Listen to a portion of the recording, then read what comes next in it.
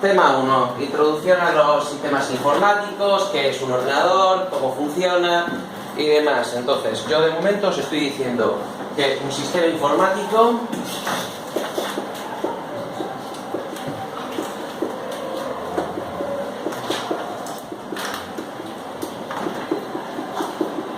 ¿por qué uso una forma tan complicada de decirlo? Porque si decimos ordenador tendemos a pensar que es otra cosa, tendemos a pensar que es una cosa muy concreta. Y ahora mismo realmente esto, un sistema informático, una máquina de Turing, está en absolutamente todos sitios. O sea, por supuestísimo que lleváis una en el bolsillo. Pero es que ahora mismo la tendencia es que llevéis también una en la pulsera. Pero es que dentro de vuestro coche tenéis también un sistema informático, un ordenador dentro. Ahora mismo prácticamente todo lleva un ordenador dentro, simplemente por una cuestión de precio y por una cuestión de costes. El hecho de coger y meter un procesador barato dentro, como os he dicho, una lavadora de un lavavajillas, hace que sea simplemente eso, un aparato de fabricar y que se puede usar para más cosas. Y que si luego lo quieres cambiar para que añada más funciones y pueda hacer más cosas, simplemente tienes que cambiar un programa que metes. Sistema informático siempre va a tener dos tipos de componentes, los componentes hardware y los componentes software. El hardware sí me interesa que establezcamos una nomenclatura clara y vamos a separar en CPU y periféricos. CPU lo que es imprescindible para que el ordenador funcione, periféricos lo que no es imprescindible para que el ordenador funcione.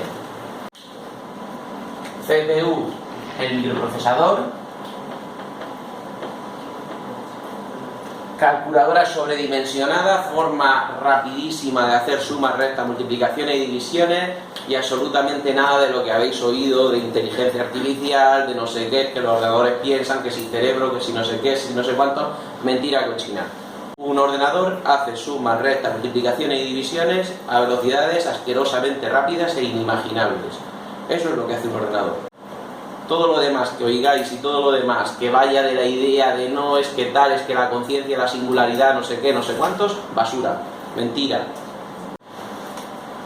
Memoria RAM, que es la memoria de donde coge instrucciones y operandos el procesador para ejecutarlos. Memoria muy rápida, muy barata y como queríamos que fuera muy barata, se borra si no tiene alimentación. Luego tenemos la BIOS, la placa base y los buses de sistema. La BIOS está formada por dos tipos de memoria y buses de sistema importantes son tres, que forman parte de la CPU. La BIOS tiene una memoria CMOS y una memoria EEPROM. A la memoria EEPROM hoy en día se le suele llamar firmware. Y los buses de sistema que forman parte de la CPU son el de datos, el de direcciones y el de control.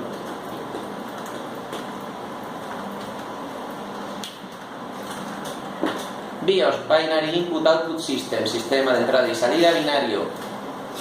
Lo que se arranca cuando arrancas el ordenador, el que le dice qué tiene que hacer, cómo tiene que arrancar. Si alguna vez habéis oído el concepto de briquear un móvil o briquear una consola, se refiere a que te cargas la BIOS. Si te cargas la BIOS, entonces la consola deja de ser una consola porque no puede arrancar. Y lo de briquear es porque la has convertido en un brick, en un ladrillo. La memoria CMOS de la BIOS simplemente guarda la información que es cambiante. Desde qué disco duro queremos arrancar, cuál es la fecha y la hora, y como os decía, se suele alimentar con una pila de reloj, una pila de botón normal y corriente. Y si se borra, pues eso, pues el ordenador te dice estas cosas de oye, que estamos a 1980 y luego el navegador se queja, dice oye, que este certificado solo es válido del 1 de enero al 31 de diciembre de 2016, según tu ordenador estamos a 1980. Y claro, evidentemente no solo no existe el certificado, sino que prácticamente no existe internet y tenemos otra serie de problemas. Y desde luego el Chrome, que es el que se queja, no existía en 1980. Y como os decía, la otra memoria es muy costosa de leer y escribir, muy pequeña, pero muy segura, porque evidentemente si se borra tenemos un problema. Por eso que las consolas actualicen tan a menudo el firmware es un auténtico montón de basura, porque si te quedas a medio de una de esas actualizaciones te puedes quedar con una consola que sea también un bonito ladrillo. La placa base de momento no la vamos a explicar, ya en el tema 3 nos iremos a cómo funciona, qué es un chipset y qué más, y qué lleva, pero de momento quedaos con la idea de que es una especie de base de Lego donde montamos los demás componentes. Y luego, buses que formen parte de la CPU. Un bus es cualquier cosa en un ordenador que sirva para comunicarse, pero en concreto los de sistema, los que son parte de la CPU, son 3: el de datos, direcciones y control. Datos, el que se usa para mandar datos, no tiene mucha vuelta de hoja. Cuanto más grande sea el bus de datos, más trozos de información más grandes podemos mandar y recibir. Eso normalmente es bueno. Luego tiene unos inconvenientes que veremos en el tema 2, pero a priori, pues sí, pues si en lugar de tener un embudo así de pequeño, tengo uno así de gordo, pues puedo echar agua más rápido. No tiene mucha más complicación que eso. El de direcciones sí es un poco más interesante. Como os comentaba ayer, el de direcciones es una cuestión de a cuántos sitios podemos mandar y recibir información. Como el procesador en principio solo habla directamente con la RAM, el bus de direcciones está pensado para qué direcciones de RAM puede ver. Y como os decía, ahora mismo estamos en el cambio entre tecnologías de 32 bits y tecnologías de 64 bits, porque con un bus de direcciones de 32 bits no podemos ver más de 4 GB de RAM. Y eso a día de hoy empieza a ser un problema, porque los móviles ya empiezan a tener 2-3 GB de RAM como algo medianamente estándar, o 1 como algo de lo que viene siendo la gama baja, y en los ordenadores 4 GB de RAM empieza a ser simplemente poco. Y el bus de control es el que se dedica a todo lo demás que pueda necesitar comunicar el procesador. No nos vamos a meter en tanto detalle, así que siempre que no nos vayamos a meter en mucho detalle, esto es magia negra. Esto funciona porque lo ha dicho un brujo, porque lo ha hecho un mago y porque tal. Evidentemente no es verdad, evidentemente sí tiene sentido, evidentemente sí. Sí es una cosa que se usa, pero para el nivel que estamos nosotros estudiando, para lo que me interesa a mí, que es que entendáis cómo funciona un ordenador por debajo, esto es innecesario. Y eso es lo que es imprescindible para que el ordenador funcione. Pero a ver, el ordenador entonces funcionaría y no haría absolutamente nada, porque no tiene absolutamente ninguna forma de comunicarse con el exterior. Entonces se le añaden periféricos de entrada, salida, de almacenamiento y de comunicación. Es una separación muy sencilla.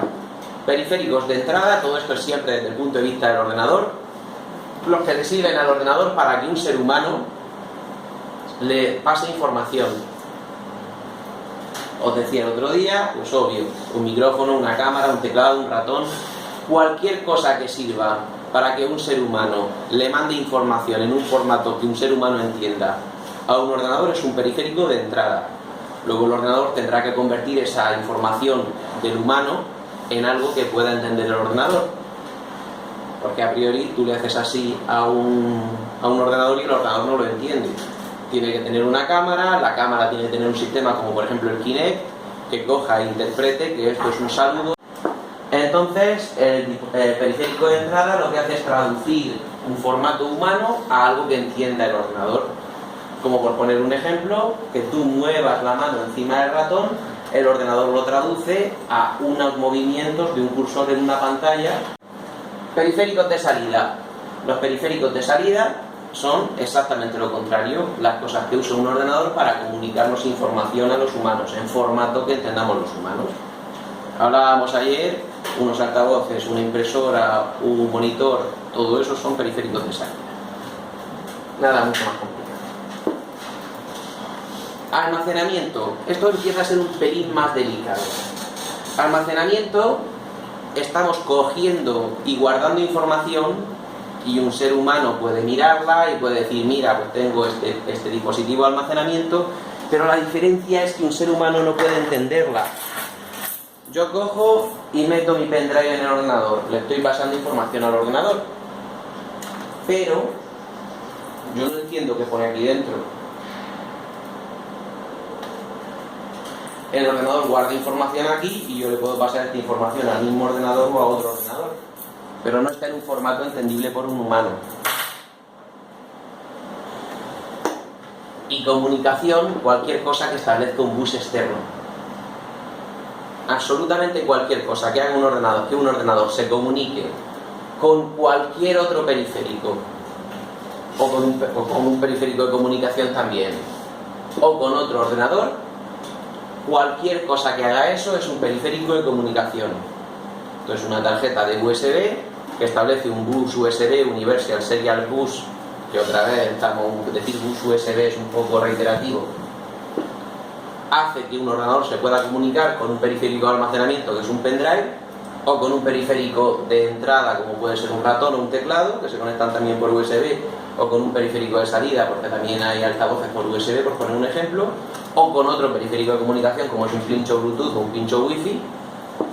Una tarjeta USB es un periférico de comunicación, una tarjeta de red es un periférico de comunicación, una tarjeta Bluetooth es un periférico de comunicación.